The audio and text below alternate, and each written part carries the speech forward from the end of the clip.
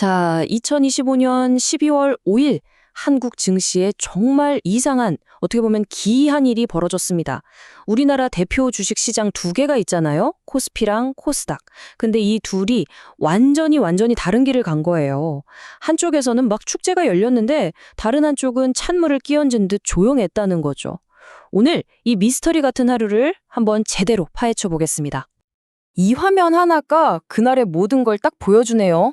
보세요. 한쪽에서는 코스피가 무려 1.78%나 급등하면서 꿈의 지수라고 불리던 4,100선에 그냥 뚫어버렸습니다. 말 그대로 파티가 열린 거죠. 그런데 바로 옆을 보면 코스닥은 마이너스 0.55%. 완전히 파란불이에요. 분위기 싸늘하죠? 아니 어떻게 같은 날, 같은 나라에서 시장이 이렇게 극과 극으로 갈릴 수가 있을까요? 이게 오늘의 핵심 질문입니다. 그래서 오늘 저희가 할 일은 이겁니다. 이 시장의 양극화, 이 두 얼굴을 하나씩 따라가 보는 거예요. 먼저 코스피는 왜 그렇게 뜨거웠는지, 그 기록적인 랠리부터 시작해서 반대로 코스닥은 왜 추락했는지 그 원인을 찾아볼 거고요. 그리고 뉴스 헤드라인에는 잘 안 나왔지만 그날 시장을 움직였던 숨은 주역들도 한번 만나볼 겁니다. 마지막으로 이 모든 조각을 맞춰보면 이게 이런 의미였구나 하고 무릎을 탁 치게 되실 거예요. 자, 그럼 시작해볼까요? 먼저 환호성이 터져 나왔던 곳, 코스피 시장부터 가보시죠. 이날 한편의 드라마가 쓰여졌는데 그 주인공은 바로 거대 자본과 시장을 이끄는 슈퍼스타 주식들이었습니다. 일단 이 숫자부터 한번 보세요. 2조 1,400억 원. 이게 뭐냐면 바로 그날 단 하루 만에 코스피 시장으로 밀려 들어온 돈입니다. 순 매수 금액이에요. 와, 정말 어마어마한 돈이죠? 그럼 도대체 이 돈, 이 거대란 자금의 출처는 어디였을까요? 바로 이 지점이 정말 흥미롭습니다. 이 엄청난 상승장을 이끈 건 우리가 흔히 큰손이라고 부르는 기관 투자자랑 외국인 투자자들이었어요. 이 둘이 합쳐서 2조 원이 넘게 순매수를 한 거죠. 자, 그런데 정말 반대편에서는 개인 투자자들이 무려 2조 1,100억 원어치를 팔아치웠습니다. 그러니까 큰손들이 막 사들이면서 축제를 벌일 때 개인들은 오히려 짐을 싸서 나갔다는 얘기예요. 왜 이렇게 서로 다른 선택을 했을까요?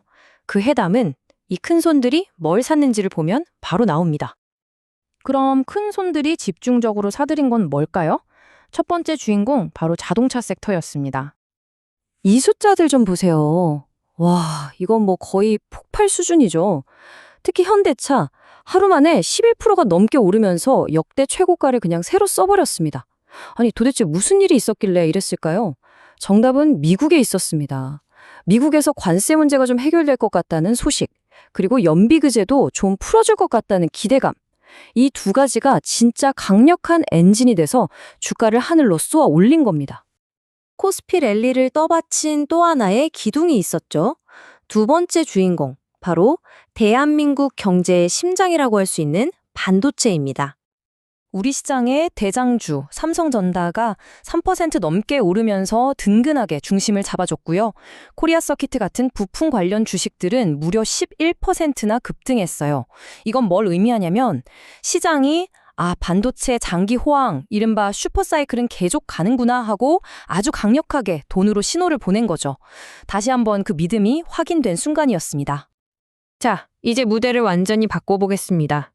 코스피가 이렇게 뜨거운 축제를 벌이는 동안 정반대편, 싸늘하게 식어버린 코스닥 시장에선 대체 무슨 일이 있었던 걸까요? 코스닥 시장 전체를 얼어붙게 만든 그 원인, 놀랍게도 범인은 딱 하나였습니다. 바로 당시 코스닥의 왕좌, 시총 1위 자리를 지키고 있던 알테오젠. 이 주식의 충격적인 폭락이 모든 것의 시작이었습니다. 그래서 사람들이 이날의 현상을 두고 알테오젠 효과라는 말까지 만들어냈어요. 이게 뭐냐면 한 회사에서 터진 나쁜 소식이 마치 도미노처럼 쓰러지면서 그 산업 전체, 나아가서는 시장 전체의 투자 심리까지 순식간에 얼려버리는 그런 현상을 아주 극적으로 보여준 사례가 된 거죠.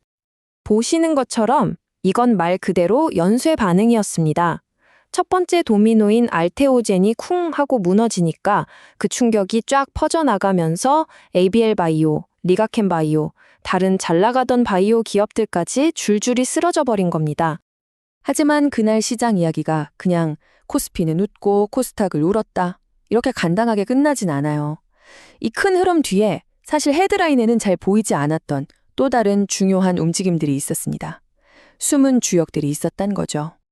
그중 하나가 뭐였냐면 바로 건설주들의 깜짝 강세였습니다. 이건 정부 정책에 대한 기대감이 만들어낸 흐름이었어요. 흐름은 아주 간단해요. 자, 1단계. 정부가 앞으로 주택 공급 대규모로 늘릴 겁니다. 라는 신호를 줍니다. 2단계. 투자자들이 그런 건설사들 일감 많아지겠네 하고 돈을 쏟아붓기 시작하죠. 3단계. 결국 현대건설, 대우건설 같은 대표 건설주들이 폭등하는 겁니다. 정책 하나가 시장을 어떻게 들어 올리는지 보여주는 정말 교과서 같은 사례였어요. 그리고 또 하나의 정말 예상치 못했던 변수가 있었습니다. 바로 이 한마디였어요. 원자력 발전이 AI 산업의 미래에 아주 중요한 역할을 할 겁니다. 이 말을 누가 했냐? 바로 엔비디아의 CEO 젠슨 황이었습니다. 이 말 한마디가 지구 반대편 한국 시장에서 원자력 발전, 전력 설비 관련 주식들을 들썩이게 만드는 엄청난 나비 효과를 불러온 거죠. 이날 1년 중 최고가를 찍은 기업들 리스트를 보면요. 그 열기가 얼마나 넓게 퍼졌는지 알 수 있습니다. 우리가 앞에서 얘기했던 현대차나 코리아 서키트 같은 자동차, 반도체 주역들도 당연히 보이고요. 심지어 동양고속 같은 운송회사나 현대역품 같은 제약회사까지 분야를 가리지 않고 새로운 기록을 썼어요. 이게 뭘 뜻하겠어요? 그만큼 시장 전반에 정말 강한 에너지가 돌고 있었다는 증거죠. 자, 좋습니다. 그럼 지금까지 우리가 살펴본 이 두 개의 완전히 다른 이야기, 이제 하나로 묶어볼 시간입니다. 이 극명한 차이, 이 대비가 과연 우리에게 어떤 메시지를 던지고 있는 걸까요? 이 차트가 오늘 이야기의 핵심을 딱 요약해줍니다. 코스피를 밀어올린 힘은 뭐였죠? 자동차, 반도체 같은 한국 경제의 근간, 즉 큰 그림에 대한 믿음이었습니다. 거시적인 투자였죠. 반면에 코스닥을 끌어내린 건 뭐였나요? 알테오젠이라는 딱 한 기업의 문제, 즉 작은 그림에서 시작된 불안감이었습니다. 미시적인 리스크였던 거죠. 그럼 우리가 이 엇갈린 하루에서 얻어야 할 교훈은 뭘까요? 세 가지로 정리해 볼 수 있습니다. 첫째, 큰 손들은 한국의 핵심 산업, 즉 자동차와 반도체에 대해서는 아주 강한 믿음을 가지고 돈을 쏟아붓고 있다는 것.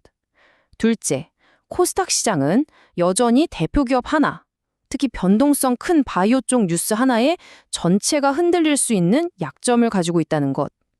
그리고 마지막으로 어쩌면 가장 중요한 건데요.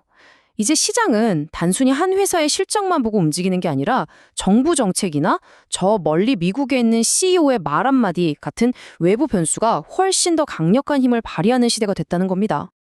결국 이날 시장은 우리 모두에게 하나의 큰 질문을 던진 셈입니다. 거대한 핵심 산업에 대한 굳건한 믿음, 그리고 한순간에 모든 걸 바꿀 수 있는 바이오 같은 신기술의 불안감. 이 두 가지 상반된 이야기 중에서 과연 어떤 이야기가 앞으로 우리 경제의 미래를 써내려가게 될까요? 한번 생각해 볼 문제인 것 같습니다.